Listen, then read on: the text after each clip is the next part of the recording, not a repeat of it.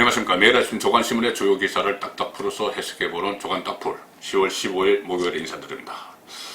라임 옵티머스 사태, 라임과 옵티머스 이 사태에 청와대가 태풍의 눈으로 등장을 하고 있습니다.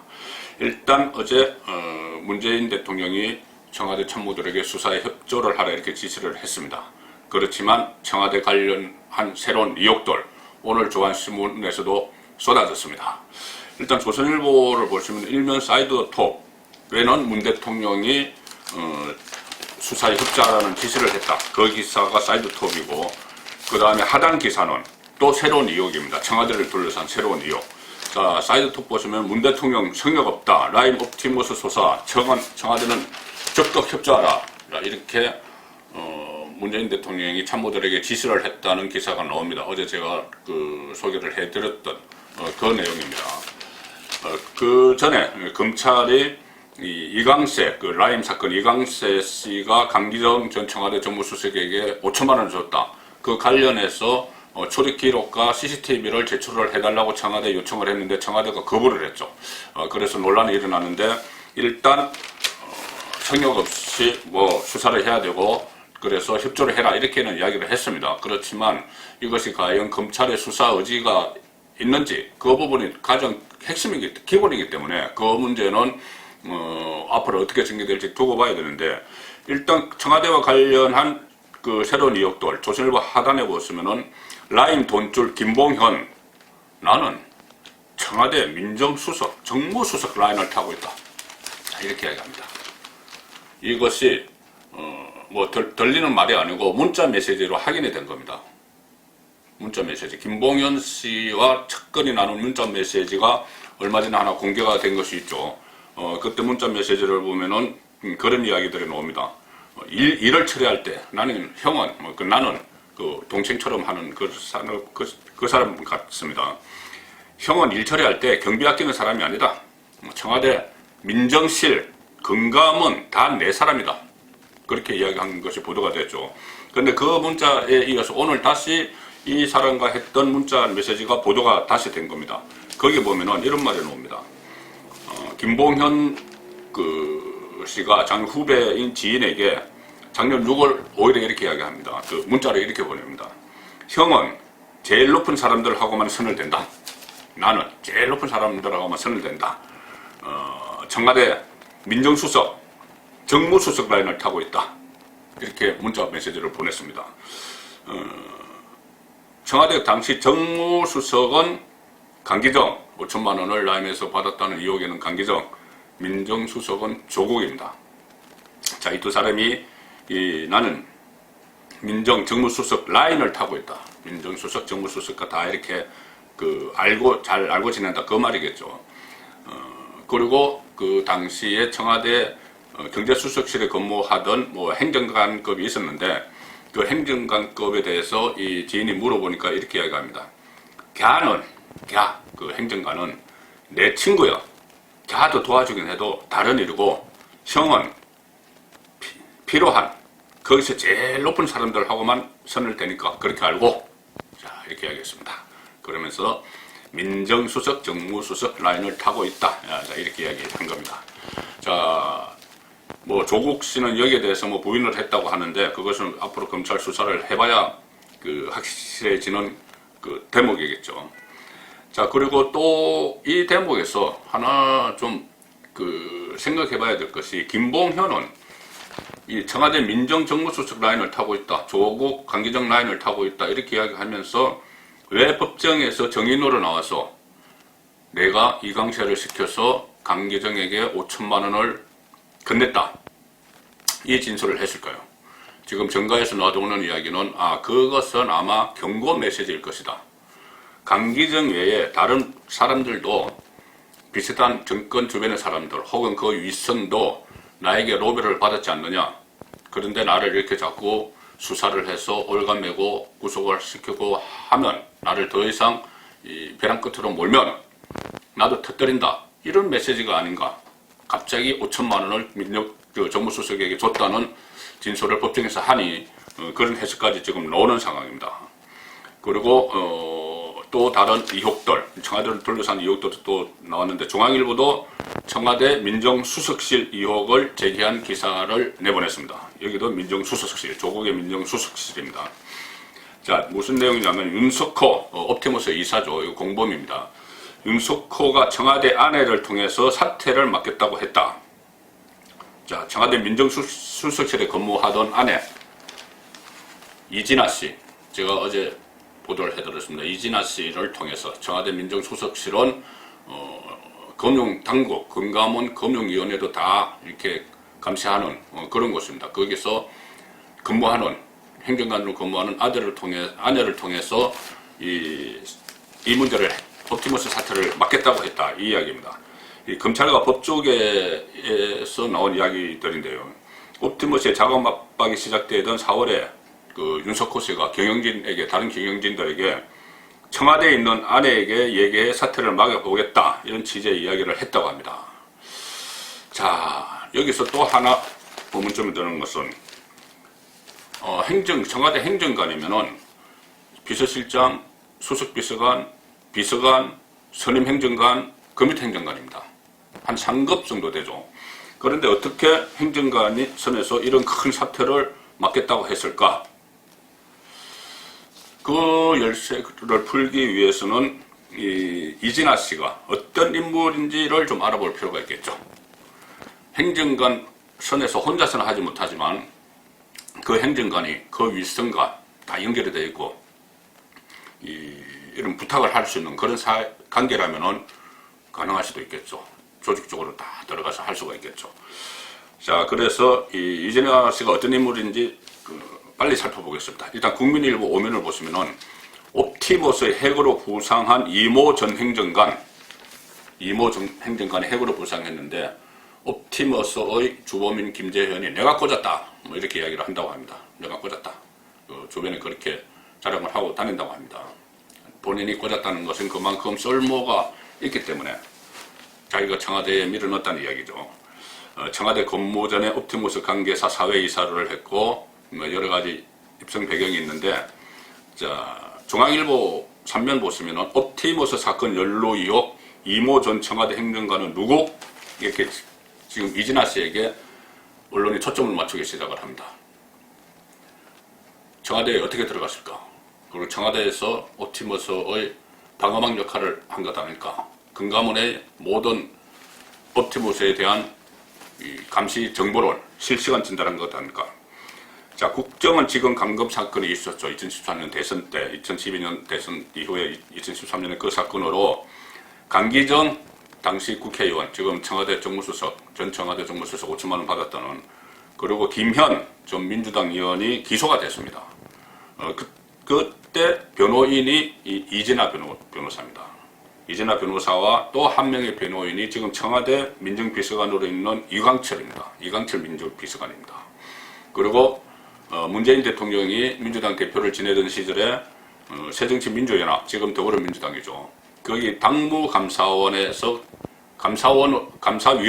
당무감사위원으로 이진아 씨가 일했는데, 거기에 당무감사원장이 김조원, 이진아 씨가 청와대 들어갈 때, 민정수석실에 들어갈 때 민정수석 비서관이었습니다. 자, 이렇게 되니 이진아 씨 배후에는 상당히 막강한 권력 주변 인물들이 있다, 뭐 이렇게 봐야 되겠죠. 그래서 결국은 그런 배경들이 지금 영향을 미쳐서 내가 사태를 막아보겠다 이렇게까지 이야기했으니, 그런 배경들이 영향을 미쳐서 지금 라임 사태, 그리고 옵티머스 파동에 대해서 검찰 수사가 상당히 넉장이다, 부실이다, 이런 지적들이 나왔죠. 옵티머스 같은 경우는 뭐 로비를 했다는 20인 리스트, 그것이 검찰이 확보하고도 윤석열을 패싱하고 이 언론에 보도조차 되지 않은 채 뭉개고 있었습니다. 그리고 강기정에게 5천만 원을 건넸다는 진술도 마찬가지로 윤석열 패싱하고 뭉개고 있었죠. 그래서 윤석열 검찰총장이 마침내 수사를 신속하라, 그리고 이성윤에게 3차례나 지시를 하고 뭐 수사팀을 확대할, 그 정도로 지금 이 사건은 언론 취재에 의해서 드러나지 않았으면, 그리고 그 어떤 법정에서 폭탄 발언이 없었으면 그냥 묻힐 뻔한, 그냥 좀 흐지부지 될 가능성이 있었던 그런 사건입니다. 그래서 이진아 씨가 막도록 해보겠다, 뭐 이렇게 말까지 나왔을 수도 있는 것이죠. 자, 이 넉장 수사, 자, 동아일보 일면 톱을 보시면은, 금감원 전 국장에 돈을 전달했다. 이 옵티머스 쪽이. 그렇게 진술을 했는데, 석 달 만에 그제 넉장 압수수색을 하고, 어제 소환을 하고 했다고 합니다. 뭉개고 있다가 석 달 만에. 금감원 국장에게 돈을 2천만 원을 줬다는 진술을 받고도 윤모 국장, 소환 절차하지 않고 압수수색을 안 하다가 이 문제가 생기니 3개월 만에 압수수색을 하고 소환을 했다는 겁니다. 자, 이런 상황에서 이 동아일보 사면을 보시면 동아일보 사면 역시도 같은 내용이 나옵니다.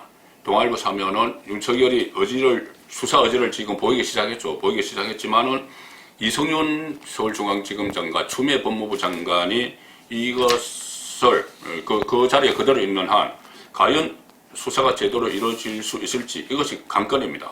자, 동아일보 사면 보시면은 검찰 옵티머스 수사 4개월 미적되다가 뒤늦게 특수통 5명 정원했다. 뒤늦게 특수통 5명을 정원을 했다. 그렇지만 과연 이성윤 서울중앙지검장 친정권 검사죠.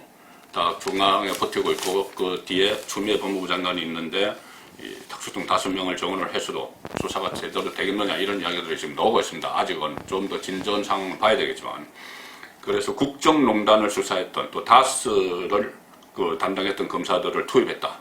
그 전담 수사팀 규모는 2배로 커졌지만 제가 말씀드린 대로 이성윤 서울중앙지검장 수사 의지는 의문이다. 자, 윤석열 총장이 이성윤에게 3차례 지시를 합니다. 철저히 수사해라. 수사팀을 정원해라. 10명 이상 충원해라.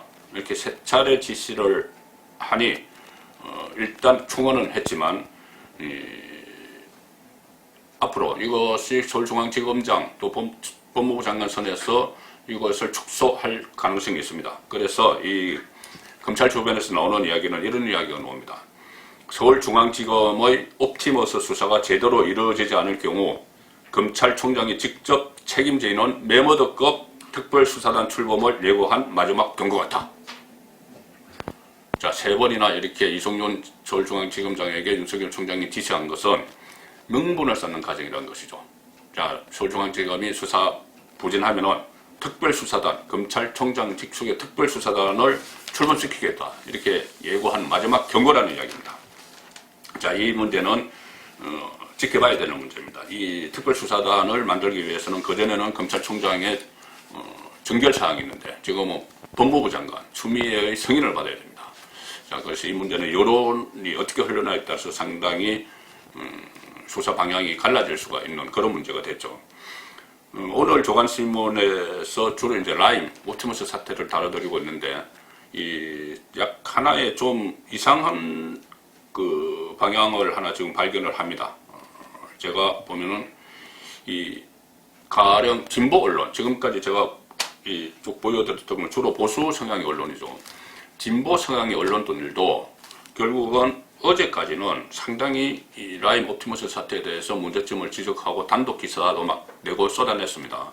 가령 어제 경향신문 3면 같은 경우는 제가 어제도 소개해드렸는데, 자, 추미애 장관이 국정감사에서 옵티머스 문건, 20인 문건을 가짜라고 했는데 일부 사실로 드러났다. 그래서 수사 합계가 불가피하다. 경향신문, 진보 성향 언론이죠. 경향신문도 이런 식으로 계속 보도를 하고 한겨레도 단독 기사 이런 그 여러 가지 기사들을 쏟아냈습니다. 의혹을 제기하는 그런 기사들을 쏟아냈는데, 어제 문재인 대통령의 그 발언이 있고 나서 오늘 아침 경향신문과 한겨레신문은 좀 논조가 달라지는 것 같습니다. 경향신문은 일면 하단 기사에 중간 톡으로 문 대통령, 청와대가 라임 옵티머스 수사 적극 협조하라, 이것을 자 일면 하단 기사로 실었습니다. 그리고 3면 주요한 뉴스를 해석하는 게 3면입니다. 3면에서는 공격 빌미 줄라, 뉴딜 펀드 불똥 킬라, 여권 정면 돌파로 선회. 자, 여권의 입장을 보도를 하고 있습니다. 국동을 막기 위해서 정면 돌파를 선회를 했다. 민주당도 로비 의혹 의원 실명 밝히라. 오히려 야당을 압박하고 있다. 자, 이런 식의 기사가 나왔고, 한겨레신문도 마찬가지입니다. 3면에 문 대통령 검찰 수사 협조 지시, 그까진 뭐 그렇다고 치는데 청와대 내부에서 아무 문건 같은 거 이상 없다고 판단한 것 같다. 자, 이렇게 해석을 합니다. 문재인 대통령이 협조하라 지시한 것을 청와대 내부에서 다 검사를 해보니 문제없다고 판단한 것 같아. 청와대 민정수석실에서 내부조사 끝냈다.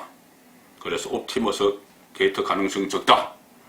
그리고 문제의 윤석호 부인, 청와대 전 행정관, 이것은 개인 일탈, 부부 간의 문제를 결론냈다.